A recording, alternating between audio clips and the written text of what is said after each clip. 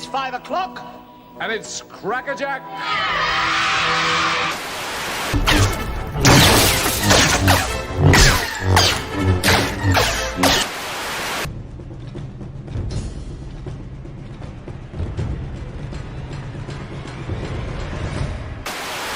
A meteor storm and the sky above us was dancing with lights. Purple, green, brilliant yellow, yes! What? These shoes! They fit perfectly. Yes. But James, I need you. So does England.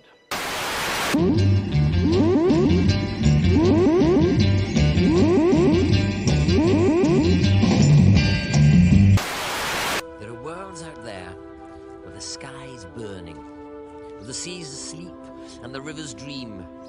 People made of smoke and cities made of song. Somewhere there's danger, somewhere there's injustice, and somewhere else the tea's getting cold. Come on, Ace. We've got work to do. Yes, indeed, work to. Although my work is nearly done, Sabbath is coming, and the day of rest with it. Yes, I think everyone's getting ready for the coronation. How do you feel about the coronation? I tell you, my Friday stream is an interesting bird, right? My Friday stream is on Passover. If you know any Jew, right, they will tell you the one thing about Passover that they know is somebody says, why is this night different from all other nights, right? It's called the Manish Tanah. It's like it's a thing. I'll ask a Jew, he'll tell you about it. It's not that interesting. Anyway, why is the stream different from all other? Well, I think the hour is it's just quieter, right? So I feel I can just get away and do more shit whenever I kind of want, because no one's really here. And I don't know. There's something strange about me that likes that. Because people watch this one on catch up. People are like, oh, I didn't know that was on click. And they go, oh, okay, yeah, that's essentially how this one goes down. But for me, the working week is done, nearly. But Sabbath is coming. Now, you won't know this unless, again, you're in a Orthodox Jewish household. There is a lot of tension often on Friday afternoons. There's a lot of tension as you get everything done for Sabbath, and my wife is fit to burst, right? My wife is fit to incinerate all in front of her. She is not a happy camper. We got I don't know, it's like we have one of our kids at home who just will not do it, and this is like an older, more responsible person, but just will not do anything, and will pointedly avoid doing it. It's the weirdest thing, right? It's just weird. So my wife's ready to twist this kid's head off. Now I'm hoping this is some way resolves itself before Sabbath. Like, I was thinking, of not going to synagogue tonight, right? I was going to get on my okay. I have two sets of clothes for Sabbath, right? I got the suit pants, white shirt and tie, right? Got the old, the whole 9 yards. I do that when I go to synagogue, right? A Friday night, Saturday morning, right? Other times I'm wearing sweatpants, shorts, and a t-shirt. Essentially, just hanging out. I'm in super chill mode, baby. I am in super duper chill mode, and I'm basically hanging out on the couch. I was actually trying to decide what comic books I was going to take up. This is in my basement. What comic books I was going to take upstairs to read with me over the Sabbath Bride, right? I was wondering what was going to go down.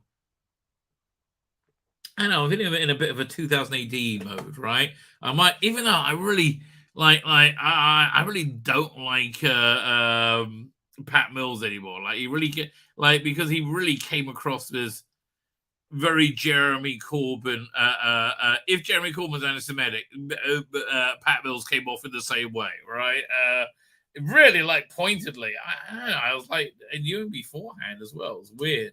Having said that, what am I reading? A bit of Nemesis the Warlock, or a bit of Slade. You had to separate the art from the artist, baby. I was going to get something from the Judge Dredd Mega Collection, right? That's up here.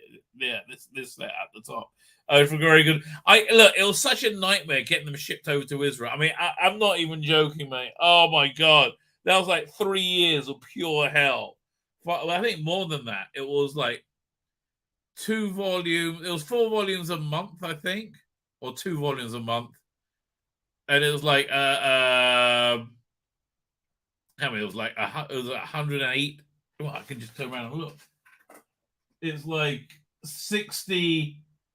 Yeah, it was like a 60 months. So it's 12, 24. So 24, 48. Yeah, 3 years, right? It was 3 years of absolute hell. Getting them somebody to collect them up and send them. It was a nightmare. I'm not. Oh, if they shipped it to Israel easy, I would have so gone for that. Anyway, then they did the 2008 Ultimate Collection, and I was like, well, there's a lot in that I don't like, right? There's a lot in that I'm never going to read, but man, there's a lot in there that I did want. I mean, here, what's that? Let's pull it up. I will show you what was in there. It's 2000 AD, the Ultimate Collection. 1 second. So here, yeah, I will share the screen. I mean, like, if I had just started collecting 2018, yeah, this is something I would totally get. Where is it? Doink. There you go. I mean, like this is just a great lineup. You got, I wish I had them in like, they're doing volume order. So much better. So you got the leftover Judge Dredd stuff. Basically, a few, because they did this came after the Judge Dredd Mega Collection. But no, now you got the Dark Justice, which is awesome. You got the Fall of Dead World, right? Which is actually I got these books, but these are fantastic. And you got this thing called Dark Justice. I hope did they do any more of those? Or I think you got it was like this sci-fi horror with Judge Death, right? And I think they had them in later volumes. Then you got like the entire Strontium Dog. Got volume 1, 2, 3, 4, 5, 6, 7. I mean, it's just 8, 9, 10. Like, it's just worth having them. Now, the entire Robot Hunter, and I think it's the only place they ever reprinted like the volume 3. Ace Trucking Co., which is awesome. I'm up for all of this. Nemesis the Warlock. Now I have all these already.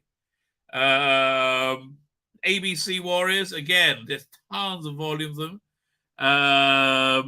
Then you got all the volumes of Slain. Then there's a lot, right? I think they basically wrapped it up, didn't they? Aquila I was never into. Meltdown Man was kind of fun. Future Socks, that's a nice volume. Oh, Alan Moore's the Future Socks. Well, I have those already. Maybe I'll take those upstairs. Yeah, that might be my room material. DR and Quince, Halo Jones. Oh, so now you got the entire Rogue Trooper. Man, this is great. And again, if it wasn't such a freaking nightmare to get it shipped over to bloody Israel, I would have so gone for this. Bad Company, also awesome. I got those as well. Sooner or Later and Heroine's Haircut. Now, everybody hated these when they came out. I was a big fan, right? I really enjoyed those. Zombo was off my time. More Future Socks. I like Shakara. It's like it's weird. It's this weird black and white strip with like one dash of color, very, very stylized, very weird. It's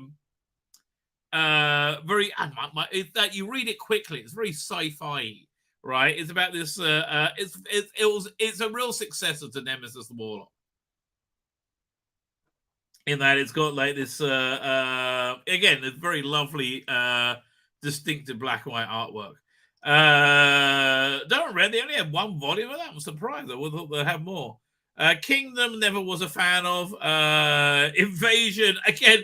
I kind of like, but they when they brought it back, it was just kind of like I don't know. This is the initial run, and then they turned it into Savage taking liberties. Do what? Yeah, at that point. So this was good. The Grievous Journey of Ichabod Aziel. And the Dead and Left in His Way. That was a Western supernatural horror, right? Really good. Stickleback also very good, right? Again, very, very weird, stylized black and white horror. Andy Kruskus Investigates is just weird, right? That's just weird. Since the Dexter is not really for me. There's a lot of them. Calvinistics also didn't really do it for me. Nicola Dante also never did it for me. So yeah, these are all no's, right? Man, there's a lot of them. Whoa, that goes on. Savage the Governor, more Savage. Grey Suit, no. I mean, all these things, all this is a no so far. Flesh, I can live without. Red Seas, I can live. Flesh was kind of fun. I can live without it. Red Seas, no. I like the Studio artwork. The Order I can live without. Basically, everything after a certain era. Like Things on the Eastern Front, yeah, why not? 10 Seconds, never heard of them. Just Dread the Small House, that's a good one. Dominion. Dominion's awesome. Right? And again, it's the only place they've been it's been reprinted in one volume. Right? Again, this is a very slick Judge Death sci-fi horror series with like really good artwork. Like really good, like mostly airbrushed artwork. Lobster Random, don't know who he is. Mercy Heights. I can't remember Mercy Heights. Yeah, man, that was it was like this hospital thing, right? That was good. I remember that. That was good. Jager, I can never really get into, right? I try because I like the idea of having like something from the naught point of view, but it just never really like engaged me in the same way Rogue Trooper did. Absalom as well. That was kind of good for like the first one. It just kind of got old after that. Tales of Telguth, Telguth. It's a bit generic, right? Tranny Rex, that's interesting, man. There's some really interesting early Mark Miller stuff from the early days. Wow. See, I'll be fascinated to read that. Like Tranny Rex is a character that he always should have taken off, but never did. Indigo Prime is just super weird. VC's Volume 1, the original's fine. After that, I will say avoid. Brink, I enjoy, right? I do enjoy both these volumes, right? It's it's a very stylish sci-fi noir drama, which I think, and it's like post the apocalypse, post the extinction of Earth. Whereas living on these big space stations, then they're all going a bit crazy for it. Grey Area was after my time, so I was never really into it. What else they got here?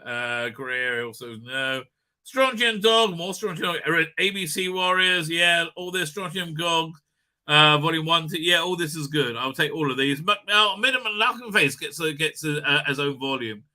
The Mean Arena, yeah, I would go for it. Just I used to love the Mean Arena.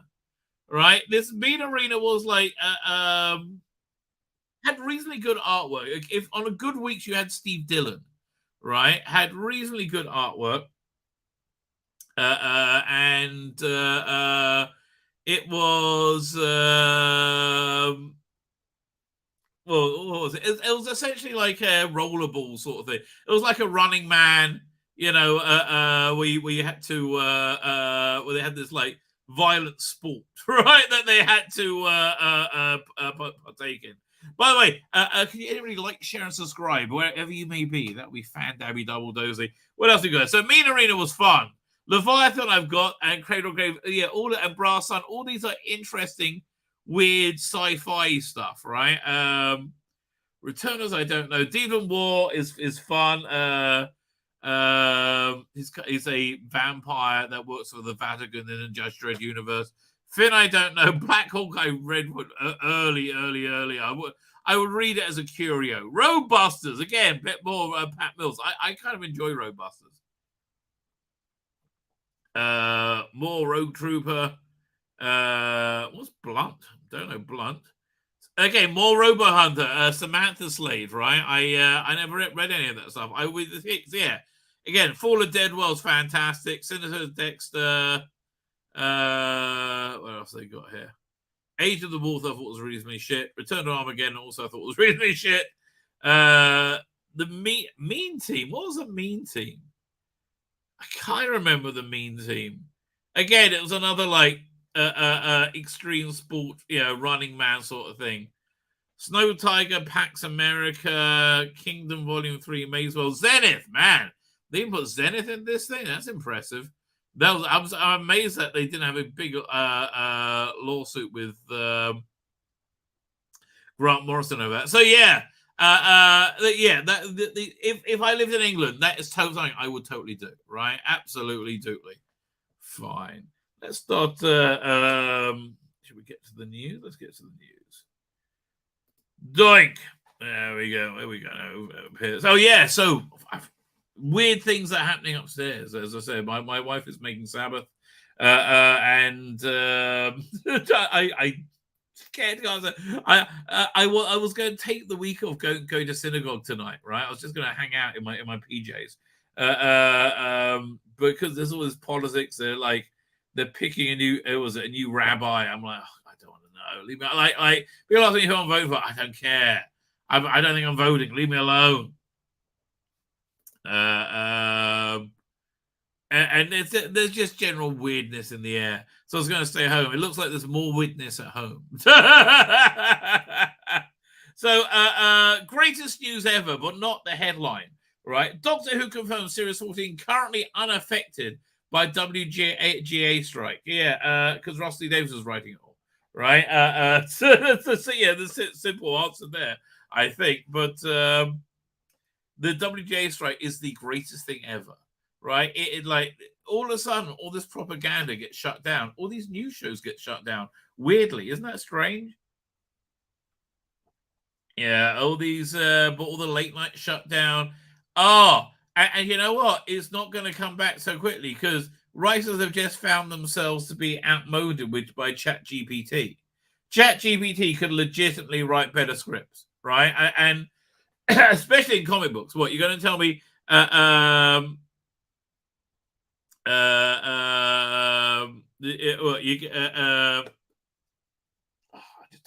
saw this thing about Babylon 5 and I totally lost my train of thought. 1 second. Hang on. Let's open this over here. Open a new tab. We will get to that in a minute. So they found themselves like being replaced by ChatGPT because again, in comic books, the standard of writing is so incredibly low now. It can't be any worse, right? It cannot be. In fact, I would if I was training a AI to write comic books, I would exclude everything from 2015 onwards, right? I would only do, I know. Like, would you pick a specific era, right? I would like what do you want? Like, what type of vibe you want? You want like a 90s kinetic? I'll just feed in the 90s. Again, ChatGPT could really do this, right? Amazingly so. So, writers are somewhat screwed, and they've always been on the absolute bottom rung of Hollywood, right? Everybody else in Hollywood, they all hate the writers and they treat them like shit, right? That's so true. They all get treated like shit, probably for good reason. I don't know, but everybody hates the writers. It's strange but true. There's a weird thing about Hollywood, but true. Oh, that reminds me. You know what? Before we get into this story, it's like I've been meaning to do a quick review of Barry. You need to be watching Barry. Barry is awesome. It's in its final season right now. Dan was talking about it on his stream, and Mega Geek was talking about it last week on their channel. And my internet was going out, so I couldn't get on because I really wanted to talk about it. But here's the reason you want to really be watching Barry. The plot is firstly the plot's very funny. It's by Will Hader, who is insanely talented, right? I think he was he was given a good launch by Saturday Night Live, and he was very clever not to be hindered by it because he's able to reinvent himself outside Saturday Night Live because he's a very talented person, right? You can see when somebody can make their own content, they don't need anyone, and he really can. Again, a very talented person, and he came up with Barry after SNL, but he made he made a name for himself on SNL. How he got on SNL, he was in Hollywood, right? And he was doing a show in his back garden or something every Friday night, and became a thing that everybody went to, right? And it was awesome. So huge talent, right? I have nothing but respect for Will Hader. So he plays this wiry, basically insane hitman who's very, very, very good at being a hitman. And he's got this sleazy handler, and he's given the job to go and find this guy who's an acting student in Hollywood. So he goes to Hollywood to hunt out this guy, and he ends up taking the acting class before he kills him. But he finds he quite likes the acting class. But what this is, so you have the hitman doing the acting class. That's basically the setup, and that's quite funny. but it's much cleverer than that because they where I think the real humor of this comes from is the skewering of the Hollywood society, and it's so incredibly accurate, right? In so many ways, right? And on the top of having a great life and death thriller story. So the guy who gives the class is Gene Kusamo, who is played by Henry Winkler, and he's basically full of shit, right? He's a kind of failure full of shit. Who's able to sell himself big. And everybody knows him in Hollywood and everybody hates him, right? Essentially. And then he ends up with, but he ends up being quite good at being an actor, right? The way he gets into classes, he tells him the truth about himself. Like he was like from, ex-military and and that's how he became this incredible killer. And so he gives a whole monologue about himself, and the guy thinks he's just making it up. Was it Henry Winkler? But it's actually telling him his life, right? So you've got like the tension of the duality of being a hitman and wanting to be an actor, right? And actually, he's doing quite well at being an actor. So you got that going on. You've got the insight into the Hollywood society mainly through his girlfriend Sally, who is horrendous, right? How TV shows get made, right? And I think this is all entirely incredibly accurate, right? The just how shallow, vapid, and empty it is, and run by algorithm, right? It's literally run by algorithm, and it's run by algorithm and cruelty, right? That's basically it. Be Hollywood, and it shows you in a very, very, very amusing way. And so this season's taken a marked turn, right? Where the fortunes of Barry have. I thought the season ended. I thought the series ended with the end of last season.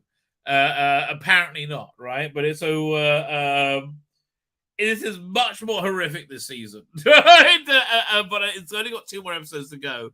Suddenly, its location is switched to like this desert town somewhere. Now, and I think this is all some kind of fantasy playing out as he dies slowly, right? Probably by being beaten to death by cops or something, which happens quite a lot in Barry, right? But it is brilliant. I mean, again, Will Hader, everything he does is good. I have nothing but respect for him. Fine, let me get to the chat. Now there's people here, I'll get to the chat. Darren Evans, how are you doing, Darren? Thanks for joining us. But before you came here, I said the cool thing about the Friday show is basically no one's here. You can say whatever you want. Mr. Jekyll and Hyde is here. So Shymek is here. I use ChatGPT to get to help edit code on my end and go and to go over my writing to help with composition. I do not use it to write. I mean, listen, I want to be very clear. Once they give me an AI options to do artwork for a comic book, right? If I can do a comic book by AI, which I think has to be coming very soon, technology is there. That's the thing. The technology is there. Once you can do a comic book, I'm exclusively using that, and I really hope I can train it on my own artwork, right? So that way I can like feel like it's still mine. Brona Being is here saying quite correctly, Barry is brilliant and not written by ChatGPT, but really, honestly, well, one of the great things about Barry, in I think the last episode, you had this movie being made on green screen called something like Battle Chicks or something. It's embarrassingly awful. And this actress has got a job being an actor coach for this woman in it who like doesn't know how to act at all and is there from Nebraska and basically just like looks fantastic, right? But can't do the job, right? So she's like, okay, I'll talk you through how to do it. So she like does the whole monologue. She's basically auditioning for the role for the director, and she's the director. Oh my god, I love your work so much. I you did this like art house movie. Said, yeah, that was a very small, intimate thing about my inner workings of my soul. But and now I'm doing battle bitches. It's just when they're all miserable and depressed in Hollywood, right? And that's why everything is so shit. It's such a corrupt system. It really needs to be wiped away and something new, right? Something new put in place. You know what? Okay, here is the ultimate system. And we will get to news, but here's the ultimate system, right? Have a city, right? A city like Hollywood. We have everybody you need to make movies and whatever, comic books, whatever, music.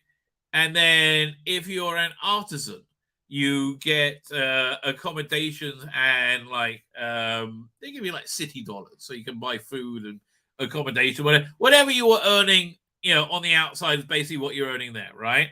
And then if you create something, right? If you're the creator of something, and it's and you make it with the city, gets greenlit from the city, you get 50% ownership of it, right? You get 50% ownership of all your own work, right? And then in exchange, you get housing, and because there's you know where most of the money goes to? So into like producers' wallets, right? That's essentially where 90% of the money goes to.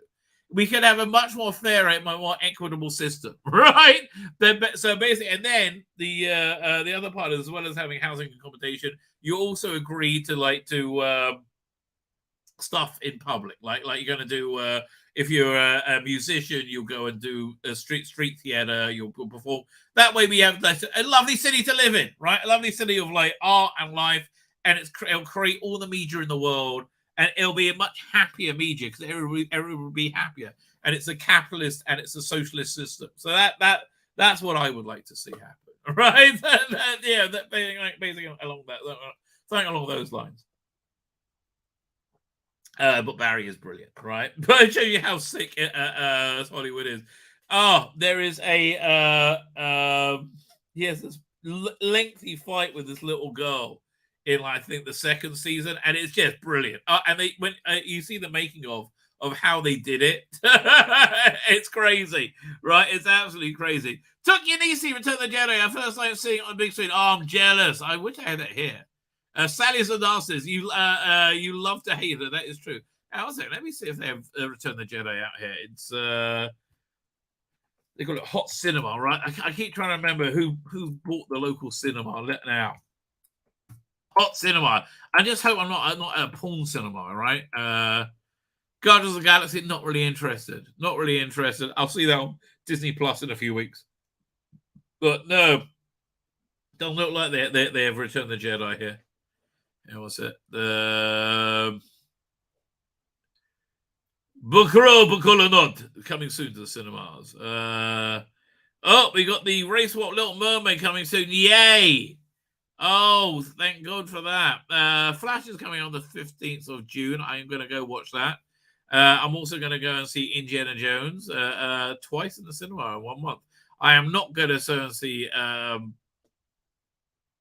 Transformers or Barbie. Possibly Oppenheimer, right? Possibly Oppenheimer.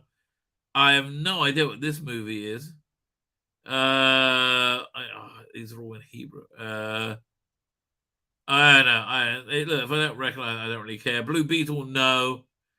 The Turtles, no. Okay, fine. And certainly not the Marvels. Okay, yeah, no. Marvels is coming out on 9/11 in Israel. Really, that doesn't bode well for them, does it? I won't say, but there's a few people here. Don't worry. Well, actually, I'm here. I was here from the start. Darren M. When Sally when it stood in front of her the student delivered the line to the director, that was so Sally. It was bad. And the way so she delivered the line to the director, right? Her student standing like behind her over here, right? And when she stand in front of her, she like the camera set up so she literally goes like this to get the role. But like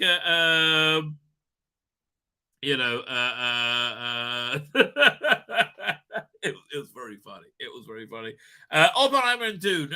Dune, I definitely want to see. Right, I did enjoy both those. The original one. I enjoyed the original one, the 2001. I enjoyed Dune. I enjoy a bit of Dune.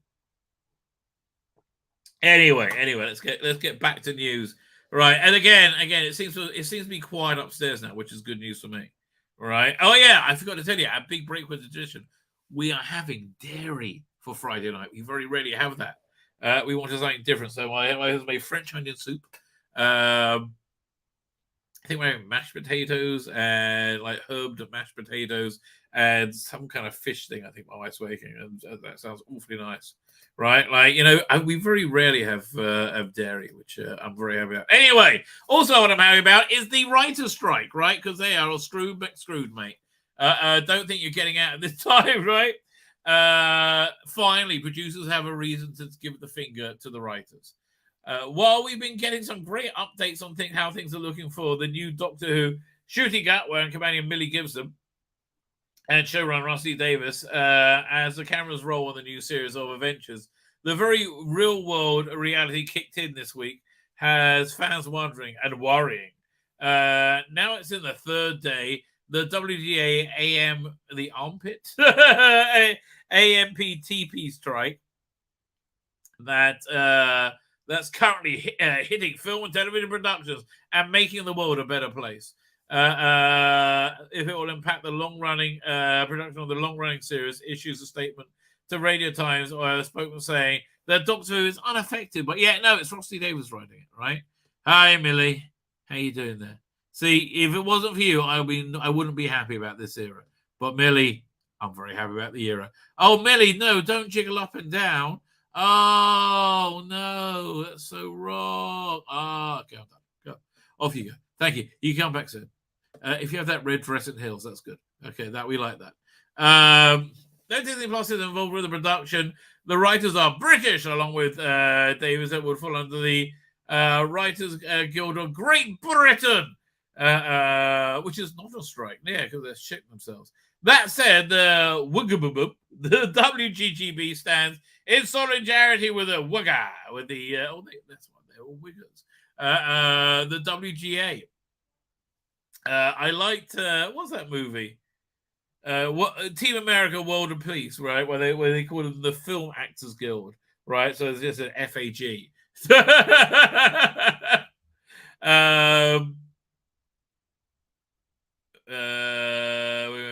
We can show a solidarity with our sister union members, but we're not going to go on strike. And the US, as they embark on industrial action, secure their fair play, decent working conditions. Okay, your working conditions is your house. You're a writer. Okay, if it's not decent, you got to clean up, right? That's or pay somebody to clean up, right? That's how it works. Decent working conditions. Oh, and also you're not allowed to be raped. But if you are, you can get a semi-credit on Kojak. And if it's their rightful share in the future financial success of their work. Goodbye, ChatGPT just destroyed you, mate. Button Kingston, Telele on Doctor Who 69. Okay, we've already seen this. Is it just recycled stuff? Yeah, no, we don't care. We know we don't care. So yes, that happened this week. That was a part of that was about this week. There was. What should we look to next? Why don't we quick look at this Babylon 5 thing? Maybe it'll tell us a little bit more detail. So the Babylon 5 animated movie. Who's still alive? Here's a story that might best illustrate why I'm so happy about the Babylon 5 animated film. Came out and what fans have to look forward to. Yeah, I would like to know. A few weeks ago, I and Bruce Boxleiter met to do an audio commentary for the movie. Bruce had not yet seen the movie, only snippets and a few seconds long during the final voice sessions to do little fixes. So Bruce Boxleiter's in it then. I mean, I think it's a good idea doing anime. You can make them any age then, right? Recordings. When he sat beside me in the recording studio and no one was around, he leaned over and said, "How is this? How is it really?" With eyes like that, like my own, had I seen so much disappointment over the years, I said, "Bruce, it's the best thing we've ever done since the original show, hands down." Really? He seemed pleased and hopeful, but still cautious. The franchise creator continued. Then they... okay, my daughter's come downstairs. That's not good news. I'm staying here, mate. Then they started the playback, and Bruce's jaw hit the floor. They stayed their entire thing, punctuated by this great big grin of excitement at the at what he was seeing. Okay, when we seeing it, mate? He got so it must be coming out soon then. If they're doing the audio comment, they made it already. He got so caught up in it that he kept forgetting to do the commentary. So if a lot of me and only some bruises in the 5-1 version, my apologies. That's the reason why he left the room so happy as I've ever seen him. That's what's coming. So I'm quite excited about that. So here's a look at the tweet he posted on Wednesday. Just to be clear, it's a new original animated movie. It's already finished, okay, and in the can. So it's 100% real, happening, and coming out very soon. Oh, I'm so up for this. Full release details, another info coming out the next week from Warner's. If you're excited about the idea, as I say, I am. I am so psyched about this idea. This is awesome.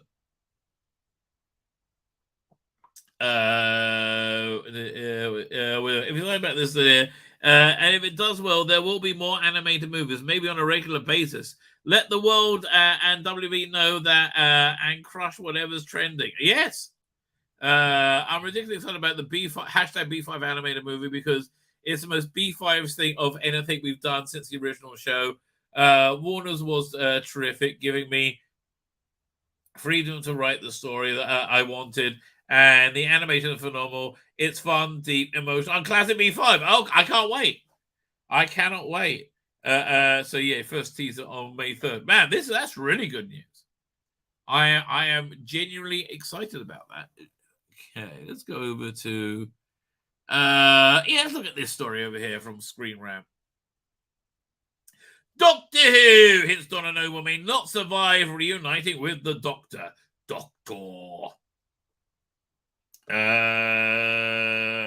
Rosalie Davis again, you literally just said that. Okay, Jessica Smith, you wrote a good article last time, right? You wrote a good, what was it? Let's see if we can look it up. I was surprised, right? I was surprised that you wrote a good article. Yeah, by working out the Cryptic trailer. You did very well, Jessica Smith. Don't screw this up now, okay? Don't screw it up now. Her reunion with the 60th anniversary episode could be deadly.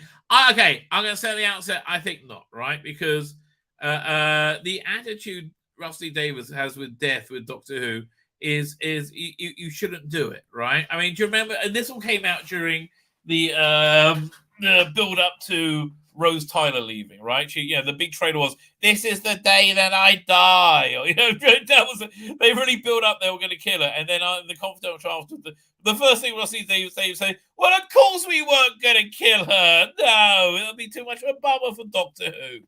So I think the same about Donna. In fact, I think the dark fate of Donna Noble is going to be reversed somehow. I don't know how. Something to do with a hand. I don't know how. I don't know what the hand's got to do with it, right? But it's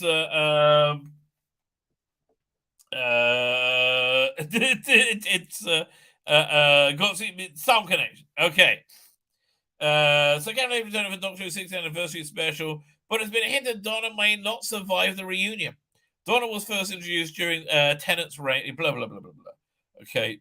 As a companion. Where was it? What was it? Donna was first introduced in Tennant's reign as a 10th in season 2, episode 13, Doomsday. Oh, yeah. No, that doesn't really count. She chose a one-off at that time. It was like, what? You're in your dress, right? And then, was that season? Yeah. Then you had the Martha season. Then after that, you had the Donna season, right? But despite it still described the 10th Doctor Rose as the most important woman in all of creation. Okay, Donna's importance was shown in one episode, Turn Left, when her minor driving decision changed the fate of Turn Left was a particularly good episode, though. I you know what? I always say that when you bang your head up against a problem, you normally, if you're creative, you come up with something good, right? Like they had to have an episode where they didn't have the Doctor and the companion in, right? So they had different ways of doing it. They did Love and Monsters, they did a Blink. Oh, that was good, right? And this was the third one They did one episode without Donna, which was Midnight, which was brilliant. I mean, like one of the most brilliant, scary episodes of Doctor Who ever. And it's like the most unique. I really love Midnight.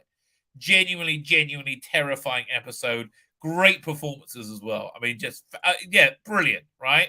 That's I think it's one of my all-time favorite creepy episodes. That and if you're talking about the 10th Doctor, Waters of Mars, right?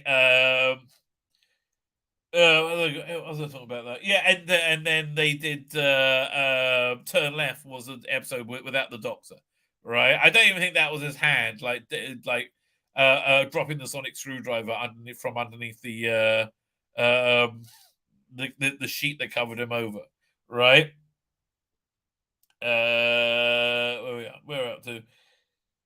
That changed the fate of the world, and also when she saved the whole of reality from Daleks and Davros. Yeah, that was kind of a big deal. In Donna's final episode, Journey's End, Donna absorbs all the Doctor's knowledge, becoming part human, part Time Lord, making her the Dr. Donna, like a meta-crisis doctor or something, wasn't it? Dr. Donna. Anyway, to save Donna from burning up and dying, the Doctor wipes her memories of him and leaves her behind, claiming if she ever was to remember them, she would burn up and die, right? However, the trailers for the Doctor Who 60th anniversary show Donna feeling like she's forgetting something about her life. And yeah, look, it's all going to tie into the Star Beast somehow. With meet the Beep or Beep the Meat, whatever his bloody name is, right? The Doctor, once again played by David Tennant, is reluctant to see Donna, but evidently needs her. I mean, I think Martha would be a much better contact, wouldn't you? Because Martha's like connected with the unit and all that stuff, or go straight to bloody unit. I mean, they're in it. I don't know, why don't you go to 1976 to Lethbridge Stewart? He'll look after you. I mean, there's a bunch of places you can go to, I guess. But I guess that's where he is. He finds himself in England. Oh, we'll have to wait and see, right? We'll have to wait and see. There you go. Doink. Where are we up to? Fine. So it's a reunion. So Donna was always supposed to die if she regained her memories, right? I just don't think that's going to happen. Showrunner Steve Davis recently responded to Doctor Who post Doctor Who Instagram post about Donna's future holds terrible things. He's hyping, for God's sake. It's just hype, mate. That's all it is. Donna was always supposed to die if she regained her memories. The Doctor took this seriously enough to make the decision to leave her. However, the limits of the Dr. Donna were shown in the 2-part special, The End of Time, when Donna was forced to confront some of her forgotten past and didn't burn up. This means if there are some areas of the Doctor's life that Donna can face again. However, the 6th anniversary will see the Doctor and Donna fully unite. Yeah, it's true. Not only that, incredibly, somehow, we're not sure how, right? We think that Donna's beautiful daughter in this has grown a penis. It's really weird. I mean, it's not weird. It's very normal and natural. But we think that's happened. But the weird thing is, there are lots of chicks with dicks in this era of Doctor Who, right? Lots of them, much more than normal. Maybe it's an ongoing theme, right? Maybe they're saying, girls, you want equality, you need the dingle, right? Maybe that's what Rusty Davis is saying. I don't know. That's not what my message would be. But yeah, I'm not making Doctor Who. Nothing. Not there's anything wrong or weird in any way. Filling up your children's production or your family production, to say, with lots of chicks with dicks. That's just normal. Anyone says anything other is a bit funny. The 6th anniversary special could finally close the Doctor Donna story, but potentially not in the way fans of Donna hope. He's not going to. I mean, maybe he is, but I don't think he is. One character theory could explain Donna's ability to see the Doctor. The 6th anniversary special will explain that how the Doctor and Donna are reunited without without Donna burning up as well. I still think he's entirely in the toy maker's realm. And when one character theory may have the answer. A major Doctor Who anniversary theory is that Neil Patrick Harris playing the Celestial Toymaker, a godlike creature with the powers to warp reality and create reality as well, which I guess that is godlike. The 60th anniversary special trailer hints at the Doctor and Donna's realities are becoming mayhem, and the Toymaker is the probable reason for this. The Toymaker is also being cited as the Doctor's most powerful enemy yet. But wasn't that Jigs Monsoon? I don't know. Which suggests the Doctor's life may be upended. Well, it is. He's just degenerated. Which, other than hearing once in the future, I would say doesn't happen very often.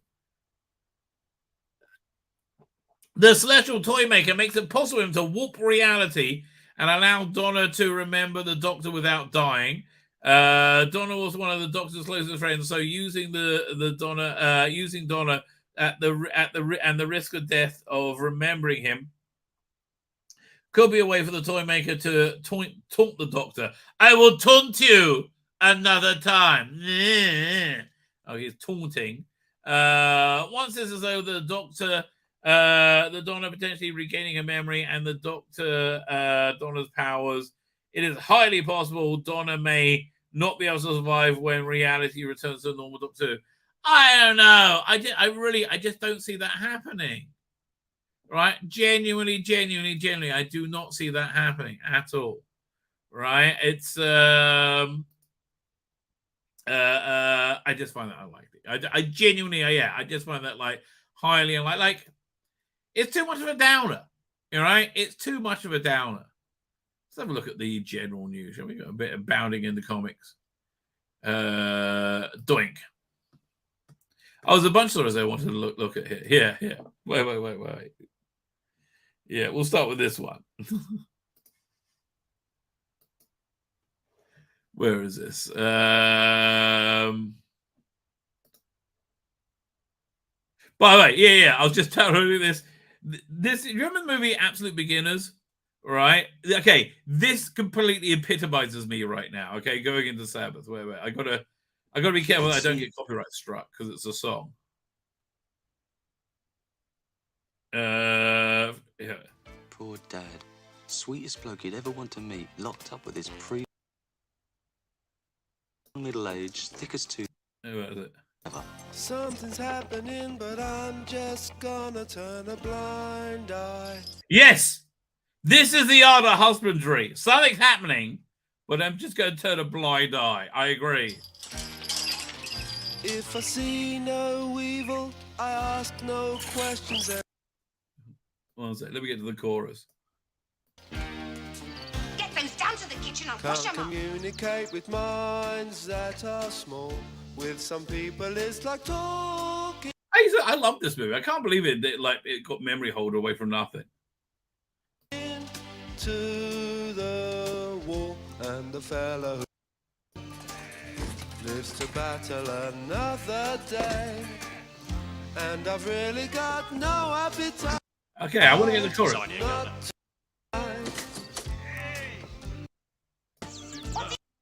the hell's going on in there? All I want is anything for a quiet life, and be content with a quiet life. A quiet life. Yeah, I guess I agree with you, mate. You guys go for the quiet life. I agree with you. But that's not the piece of the movie, the video clip I want to show you.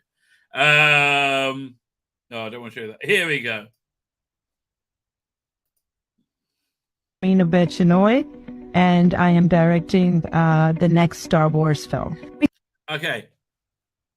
What I like? How? Again, how do you get to from a feminist political documentary, a Pakistani feminist documentary maker, to making Star Wars? Like, how? Right? It's the dumbest idea, but it's okay. She's done one episode of Miss Marvel, so it's all gonna be fine. The next Star Wars film. Excited about bringing Daisy Ridley back. Why? Why are you excited about that?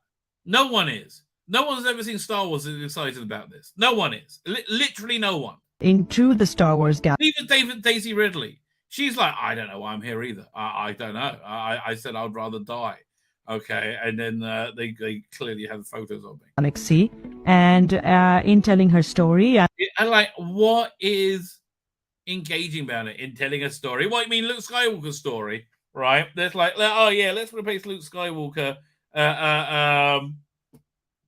with a dull Mary Sue, right? I'm excited to be immersed in the Jedi Academy. And I'm just so glad this is one of the formative minds of Star Wars going forward. Nothing can go wrong now.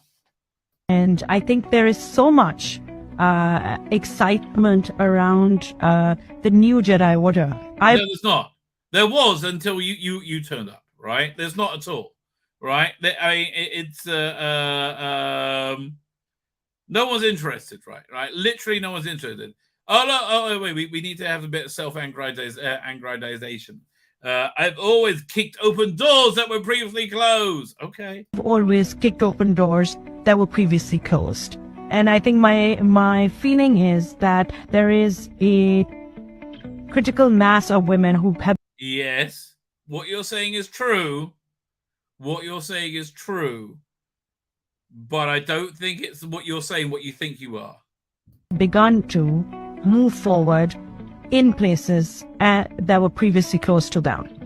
It's not they were close to them; it's they were no interest in going in them, and now they've gone in them. They've now I'm going to use a very ancient, technical, religious, biblical term. Right? It's actually a Talmudic term from dates back to the was it year 204, I think. AD, right? Yeah, it goes back a long way, and it's called dumb fuckery. This is called some dumb fuckery. Oh, so much dumb fuckery. Yes, women have been brought in to places they haven't been before, mainly so companies can get better ESG scores. And what's been the result, right? How's Bud Light doing for you, right? Yeah, it's always a woman talking with insane confidence.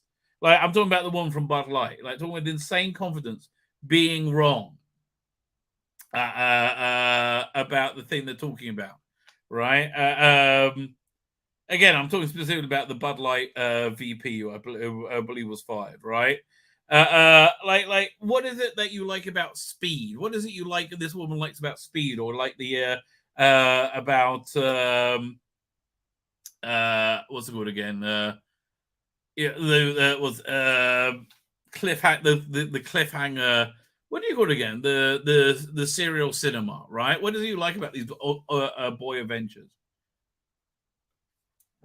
Yeah, so you kicked down these spaces, right?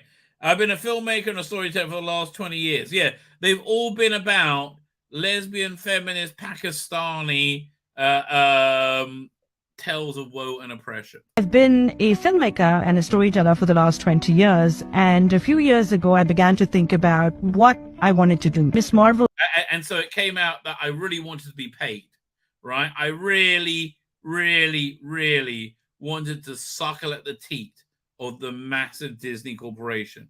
And I wanted to pleasure them in every way. And it was great because fortunately I had a vagina, right? And I'm a lady and I'm not a white lady, right? So they let me up, right? Miss Marvel's coming out around the time, and I thought about was coming around, and I thought about a brown. Yeah, exactly. I thought about a brown. Yeah, and this is what you came up with. This piece of shit. A brown Muslim superhero. Yeah, you gave us like a little fat girl. And you're an embarrassment to the people you're representing, right? What impact she would have? The impact is everybody hated it. It was shit and it failed, right? It failed. So I reckon Guardians is on track to do reasonably well, right? A perfectly average goodbye to the Guardians, but I don't think it's going to do mega bucks, right? I don't think anything will. That was the thing with it. Marvel rumor. Marvel knows that their movies are not good. Tried to course correct with higher paid writers. No, with ChatGPT, right? It's not the writers. It's the well, that's partly it. It's the producers, right? I mean, really, like, how do they think this would work? I mean, really, I don't know. I don't know what to tell you. I mean, they know their movies are tanking, and their highly valuable property is a failure, right? How do you expect anything else? I mean, look at this shit, right? I don't understand. We did ESG. Everybody loves ESG. No. Hi, I'm Bob Iger. Hi, I'm here to watch some fire I started. Oh, God.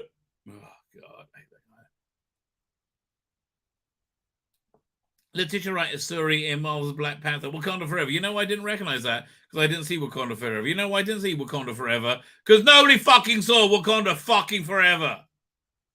I don't even know what the movie that is. It's Taskmaster. I didn't even saw that movie. So yeah, Taskmaster, who turned out to be a woman at the end, was played by a guy all the way through. Wonder why that was. Oh, and who could forget the stomach churning wonderfulness that was the Eternals. Yeah, Dark Horse to publish Whoopi Goldberg graphic novel about a menopausal superhero. Why? That's like, why? Is the comic book industry not going down quickly enough for you? Why? Guardians of the Galaxy Volume 3 claims an insider floundering at the box office could be the beginning of the end for the Marvel Cinematic Universe. Well, yeah, that's 100% true. Right? 100% true. Let's look at some Doctor Who news. Doctor Who, the TARDIS. Unaffected, yeah, so nothing new there. Let's see what Doctor Who TV UK thought about Once and Future Past Lives. I quite liked it. How long's the review? Okay, we can do this. The Big Finish kicked off the 60th anniversary festivities with the first installment of their new 8-part adventure. I can never remember if it's 8-part or 6 or 7 or 8 parts. Once and Future Past Lives. The basic premise is the Doctor is suffering from some kind of regeneration sickness or has been hit by a regeneration weapon, causing him to regenerate unexpectedly. No, it's causing him to keep he keeps flitting back for his past regenerations. This is a similar setup to the 60th anniversary television specials later this year. How do you know that? This setup is what? This setup is similar to the to one of the 6th anniversary specials later this year. But there's some key differences. How do you know that? Let's take a closer look. Well, that's a nice spoiler. Past Life chooses, in my opinion, to wisely and quickly answer the question of how the Doctor is regenerating up and down the regenerative cycle. Oh, I see what you're saying now. Yes, in the teaser, right? And the Doctor regenerate. Instead, it sets on the mystery of what caused it to happen. The story takes place during the Time War, but it deliberately unclear whether the Doctor being affected is the War Doctor or the 8th Doctor. Oh, I thought it was. I didn't even consider it being the 8th Doctor. However, given the lack of any early cameo by Paul McGann and the TARDIS interior shown in the trailer, it's reasonable to think it was. Good call. I did not yet. Well, I could not work that out. Well, I couldn't work out why it was the 8th Doctor's TARDIS. Oh, well done. Who wrote this? Thank you for working it out. But okay, Gustav Bear, you've done well. Fine. Narrative quickly gets to work incorporating the other guest stars. It should feel rushed, but given how the Doctor reacts to the unique situation, it feels really funny and in character for him. The doctor following the monk who believes to be the blame for his predicament for some reason. Rufus Hound's Rufus Hound performance as a meddling monk is easily the best part of Part Lives. I like Tom Baker's performance, quite frankly. It has. It is always delightful to listen to the wonderful mustached. He, even if he's not wearing a mustache, has a mustache. He feels like he's mustached. An entertaining version of the character, which is arguably the best incarnation of the lot. I agree with you.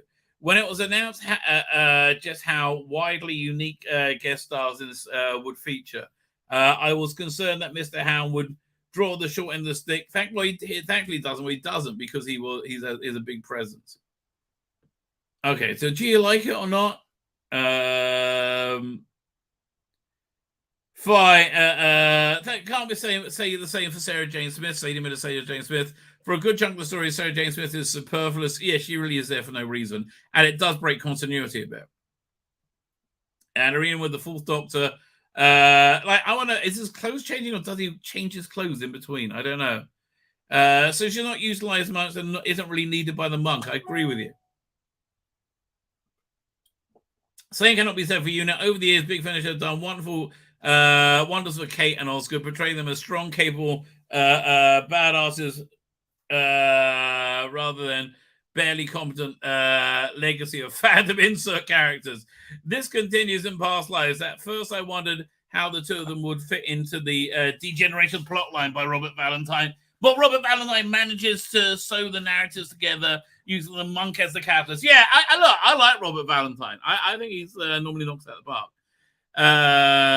The high rev and the bipedal creature on the cover are perhaps the most interesting aspects of the story, but not for the reason you might think. I find the backstory very attention-grabbing. Yeah, okay. World building was excellent. I agree. It's not given enough attention. They make these dinosaur warriors stand out. Yeah, I would like to see them again. They are fun. Overall, Past Lives is a unusual start to the arc, but part of me believes this story would have worked better without Sarah Jane. I think it's a niggle. I think, okay, it's like, are you mad at Sarah Jane falling down the side of the road that wasn't a terrifying fall in Five Doctors? No, it was just nice to have her, right?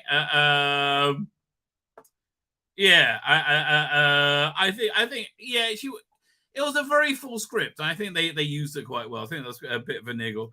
The story was massive, a massive nothing burger. Well, it's probably for me, it's like one of the true pursuit pie things, right? This was one bit in that. I think it will add up to be the greater than the sum of its parts, right?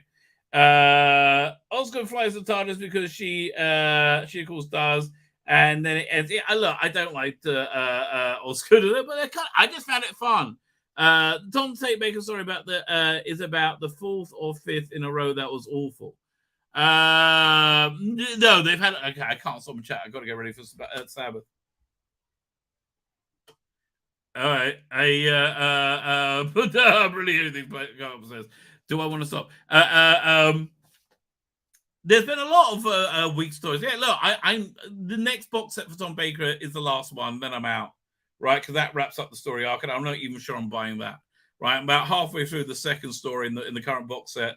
The Ice Warrior one had a nice idea, but I just couldn't. I couldn't really care less. Right? It's been a long time since they've been any good. Fine. Okay, so tomorrow, join me tomorrow at 7:00 UK time. It's a bit of a hangout. We're going to be drinking quite heavily. I think that seems to be the plan. Let me pull up the thumbnail. Anybody wants to pop in? Problem being, you want to pop in, say hi. If anybody wants to talk about the coronation and wax lyrical about the royal. See, I'm a royalist. I like the royalists. If anybody wants to pop in, they're more than welcome. Please let me know. Tomorrow night at 7:00. Right roll knees up. Fan theories that make too much sense. Lucasfilm takes another piss on Star Wars. Yes, they do. Ice Warrior's just in it for money. That's the Ice Warrior story I was just telling you about. Fine, with that, I will wish you a Shabbat Shalom, Habibi. That is, sabbatical salutations, one and all. I'm going to hit the end broadcast button. I'm going to hit it again.